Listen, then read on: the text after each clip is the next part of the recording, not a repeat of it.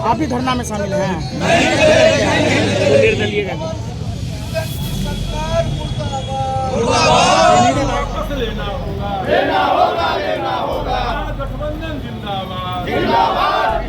चुनाव आयोग का जो तुगलकी फरमान आया है, उस तुगलकी फरमान से तमाम बिहारवासी पैनिक हो गए हुए हैं।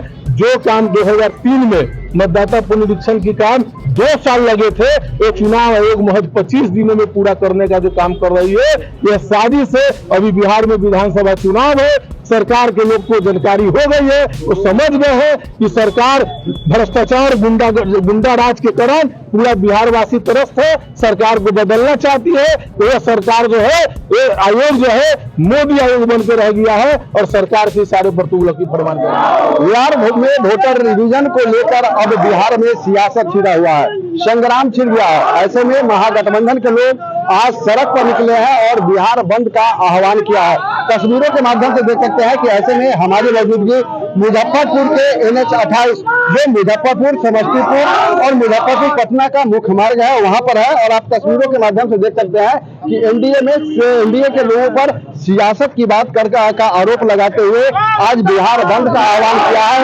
सरकार के खिलाफ नारेबाजी करते हुए नजर आ रहे हैं और काटी विधायक इजराइल मंसूरी के नेतृत्व में मुजफ्फरपुर के भगवानपुर गोलंबर को बंद कर दिया गया है, पूरी तरह बंद कर दिया गया है। पहले हम बात करेंगे काटी के विधायक इजराइल मंसूरी जी है।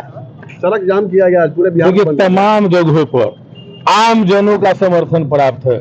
स्वतः स्फूर्त है महागठबंधन और हम लोग के नेता आदरणीय तेजस्वी प्रसाद यादव के निर्देश पर पूरा बिहारवासी, आप मजदूर, छात्र, नौजवान, किसान, तमाम लोग चूंकि इससे प्रभावित हो रहे हैं। चुनाव आयोग का जो तुगलकी फरमान आया है, उस तुगलकी फरमान से तमाम बिहारवासी पैनिक हो गए हुए हैं। जो काम 2003 में मतदाता पुनरीक्षण की काम 2 साल लगे थे, वो चुनाव आयोग महज 25 दिनों में पूरा करने का जो काम कर रही है, यह साजिश है। अभी बिहार में विधानसभा चुनाव है, सरकार के लोग को जानकारी हो गई है, वो समझ गए हैं कि सरकार भ्रष्टाचार गुंडा राज के कारण पूरा बिहारवासी त्रस्त है, सरकार को बदलना चाहती है। तो यह सरकार जो है, ये आयोग जो है मोदी आयोग बनकर रह गया है और सरकार के इशारे पर तुगलकी फरमान करने का काम किया है। तमाम लोग परेशान है, जो निरक्षर है, जो पढ़े लिखे लोग नहीं है, जो झोपड़ी में रहने वाले लोग हैं, वो कहां से दस्तावेज लाएंगे। और सरकार जो अपनी दस्तावेज है, आधार को नहीं मान रही है, पैन कार्ड को नहीं मान रही है, मतदाता सूची के इपिक प्रमाण पत्र को भी नहीं मान रही है। इससे साफ मंशा जाहिर होती है, ये लोग गलत मंशा से ये करवा रहे हैं और वोट से वंचित करने का साजिश है इन लोगों का। अगर सरकार आपकी बातों को नहीं मानते हैं तो आगे क्या करेंगे?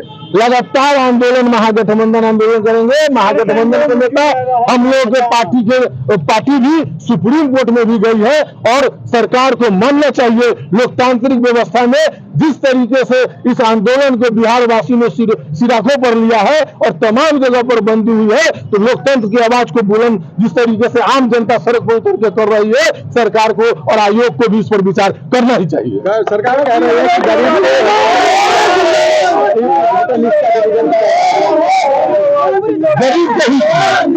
गरीब के हित में वोटर लिस्ट से पास हो। गरीब के हित में आप जो है वृद्धा पेंशन देते, अब आप आवास योजना बेचते, गरीबों के फलाहल के लिए, उनके विकास के लिए योजनाएं देते।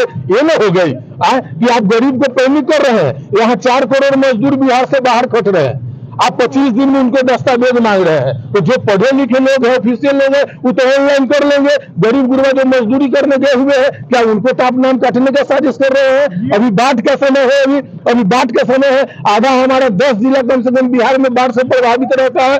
आप कहां से जैसे लोग दस्तावेज लाएंगे?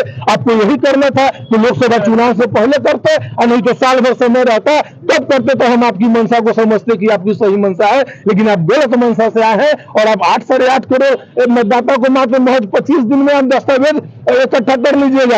ये आप साजिश कर रहे हैं कि दस्तावेज गरीब गुरबा नहीं दे पाएगा, पिछड़ा दलित समाज के लोग, अल्पसंख्यक समाज के लोग नहीं दे पाएगा और उसको मतदान से वंचित करेंगे, बाद में उसके अधिकार से भी वंचित करने का सबसे बड़ी साजिश है। पार्टी विधायक जयराज मजबूर जी थे हमारे साथ, जिन्होंने साफ तौर पर एनडीए सरकार पर बड़ा हमला बोला है और कहा है कि महागठबंधन के जो वोटर है उन्हें वंचित करने के लिए एनडीए की सोची समझी साजिश के तहत जो वोटर का रिवीजन किया जा रहा है वो साजिश किया जा रहा है। तो कहीं ना कहीं बड़ा आरोप लगाते हुए बिहार बंद का आह्वान किया गया है। अब देखना होगा कि अगर सरकार इनके आगे नहीं झुकती है तो फिर इनका अगला कदम क्या कुछ होगा। इन्फॉर्मेशन के लिए मुजफ्फरपुर से मणिभूषण शर्मा की रिपोर्ट।